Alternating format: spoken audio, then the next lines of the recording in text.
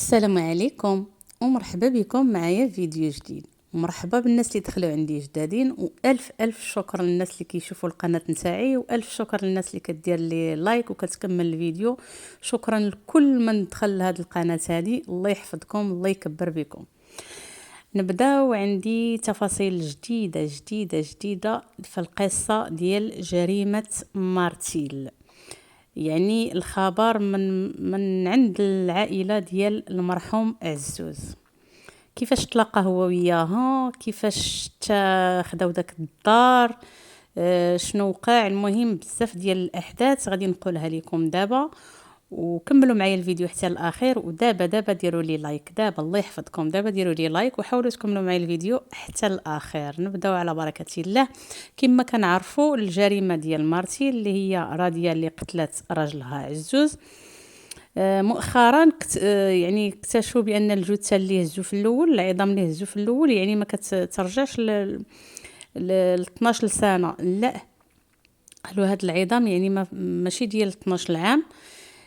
هذه لا. المهم فاش تحقيقات وهذا راكم عارفين، رجعوا عاد كيلقاو الجثه ديال عزوز، يعني دفنات عزوز في الاول، ومن بعد فاش قتلت ولدها دفناتو في نفس البلاصه، يعني فوق من باه.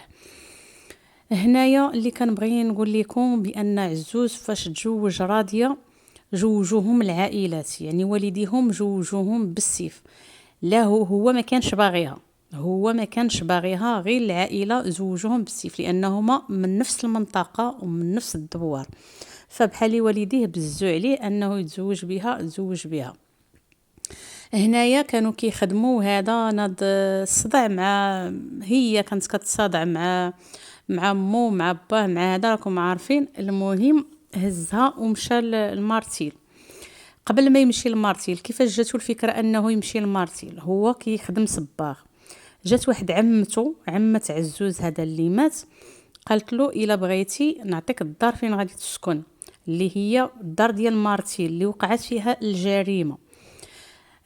قال لها مرحبا، قالت له غادي نعطيكم الدار مقابل انكم يعني تهزوني وتقابلوني حتى يديموا الامانه امانته. قالوا لها صافي، واخا تفاهم هو ومرته، قالوا لها صافي اوكي. مشات سكنت معاهم واحد المده معينه، بقاو كيتهلاو فيها كيداديو فيها. المهم ما كاملاش شي 6 شهور ولا هكاك. المهم صافي قنعوها، صافي قالوا لها صافي، لقاتهم كيعاملوها مزيان وهذا. قالوا لها فين هو الدار اللي قلتي غتكتبي لينا؟ هي هذيك الدار ديال مارتي اللي وقعت فيها الجريمه كتباتها الولد خوها الهدى عزوز. نهار اللي كتبت له الدار بقات شي مده، صافي ما بقاوش كيتهلاو فيها، ما بقاوش هذا. قالت له راضيه انا صافي ما خصنيش بها، الا الدار هي كتبتها لنا صافي ما عندنا ما نديرو بها. قال لها زعما حشومه تكتبت لنا الدار وهذا وغادي نرميوها وهذا. قالت له اصلا حنا ما غاديش نرميوها، غادي نديوها للخيريه بحالها بحال الناس اللي تما ما عنده ما يوقع لها، حنايا ما قادينش عليها. صافي حتى هو جاتو على قامته. داو السيده الخيريه من بعد ما كتبت لهم ديك الدار، وبقات ديك السيده دائما كتعلي يديها وكتدعي فيهم، كما درتولي ورميتوني وفعلتولي، الله يشتت لكم الشمل، الله يعطيكم غبار، الله يعطيكم الغرق. المهم دائما كانت رافعه يديها للسما وكتدعي فيهم، ما خلات الدعوه اللي ما دعات فيهم. وربي راه استجاب الدعوات نتاعها، وكيقول لك دعوه المظلوم مستجابه ولو بعد حين. الناس اللي كيقولوا بان شريف راه عاون ماه في الجريمه، ولا شريف ما عاونش ماه في الجريمه، ما عاونهاش في الجريمه. وحتى خوها اللي في الجزائر ما عاونهاش، هو غير عرف من بعد، عرف بان اش دارت وديك الشيء وكان ستر عليها. المجرم الاصلي والحقيقي هو العشيق ديالها اللي هو صاحب عزوز، يعني مول الطوموبيل الرماديه اللي هو كان طاشرون، وكان صاحب عزوز كان كيجي عنده للدار وكيمشي معاه، كان كيخدم هو وياه، يعني كانت الخدمه كتجمعهم بزاف، كانوا تقريبا دائما بجوج. هذاك السيد هو كان على علاقه مع راضيه.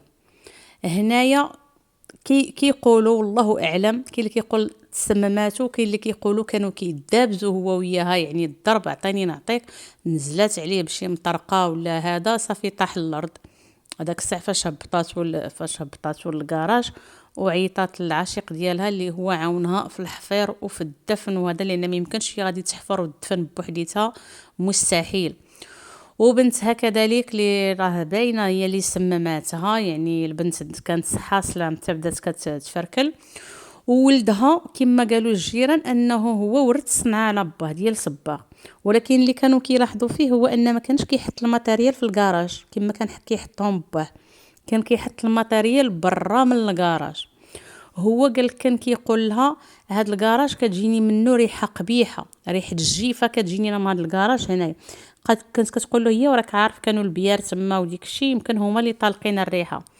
من بعد كيفاش عرف شريف بان هي اللي قتلات، كان سمعها كتهضر مع شي واحد، اما مع العشيق ديالها اما مع خالو، صافي وعرف بان هي اللي قتلت باه. تما كيوقعوا المشاكل بينها وبينه، وكان ديما كيهددها بانه غادي ديكلاري بها وبانه هذا. صافي النهار اللي عرفاتو وتاكدت بانه راه غادي ديكلاري بها، صافي تما فين صفاتها له حتى هو بنفس الطريقه ودفناتو بنفس الطريقه. البنت كذلك منين بقات كتشك وكتقول لها كيفاش با مشى وخويا مشى ما عارفين عليهم حتى شي حاجه، هادشي شي حاجه غريبه وشي حاجه هذا، بقات كتلمح لها حتى هي تما فين سمماتها حتى هي. وانا كنقول بان غادي تفاجئوا في الاخر بان راه ما قاتلاش غير هاد الارواح هادو. يعني السيده اللي قتلت راجلها وقتلت ولادها، يعني ما حناتش ولادها، فاكيد غادي تكون قاتله اخرين، غادي تكون قاتله شي وحدين اخرين والعلم لله. يعني اللي يعرف عليها شي حاجه ولا اللي قرب لجيتها راها كانت كتقتلو بطريقه او باخرى. هنا اللي غادي نقول لكم هو العائله ديال عزوز خوتو تفاهموا بيناتهم على انهم غادي يمشيو ويجيبوا داك الرفات داك العظام وغادي يدفنوهم يعني في بلادهم، وتا هما غادي يتابعوها قضائيا وغادي يطلبوا لها، غادي يطالبوا باقصى العقوبات. والسؤال اللي كيتطرح هنايا وخليوا لي في لي كومونتير، واش نتوما جاكم في بالكم داكشي اللي جاني في بالي؟ علاش العائله ديال عزوز ما تحركاتش نهار اللي لقاو الجثه ديال عزوز وقالوا راه مقتول وهادي؟ ما تحركوش الا واحد خوه اللي استدعاوه المخزن، خداو الاقوال ديالو كما سبق لي وقلت لكم، عندهم خوتو من باه وخوتو ديال ماه اللي عنده جوج خوتو ديال ماه. دابا كلهم تحركوا وغادي يمشيو وغادي يجيبوا داك الاخر وغادي يديروا الجنازه حتى عرفوا بان حتى شريف مات. في نظركم علاش حتى عرفوا شريف مات عاد تحركوا ومشاو لمارسيل باش غادي يديروا الاجراءات ديالكم؟ قولوا لي في لي كومونتير واش داكشي اللي طاح لي في بالي هو اللي طاح لكم في بالكم، والله اعلم. المهم هنا كانت قلت لكم القصه ديال الدار اللي حتى شي واحد ما عارفها، انا قلتها لكم قلت لكم من مصدر موثوق موثوق موثوق موثوق. هنايا كنعرفوا بان الله حق، يعني كيف ما خداو الدار السيده خداو لها دارها وخرجوها من دارها وداوها الخيريه، شوف هذيك الدار كي باش دخلت عليهم. قال كانت كتدعي وكتقول الله يجعلها تدخل عليكم بالخلا، الله يجعلها تدخل عليكم بالخلا. فعلا دخلت عليهم بالخلا، وكانت السبب ديال ان ديك الدار ها هي شتت لهم الشمل كاملين. بقات داك البنت ديالها مسكينه الله يكون معاها والله يوقف معاها، كيفاش غادي تواجه المجتمع، كيفاش غادي تخرج للمجتمع من بعد هاد الكارثه اللي وقعت في العائله ديالها. هنايا باش ما نطولش عليكم غادي نكون ساليت الفيديو ديالي، والسلام عليكم. ومازال غادي تجيني اخبار وحده اخرى من بعد ما العائله نتاعو غادي يمشيو ويجيو، غادي نقول لكم اشنو واقع، ومن يكون عندي الجديد غادي نقوله لكم.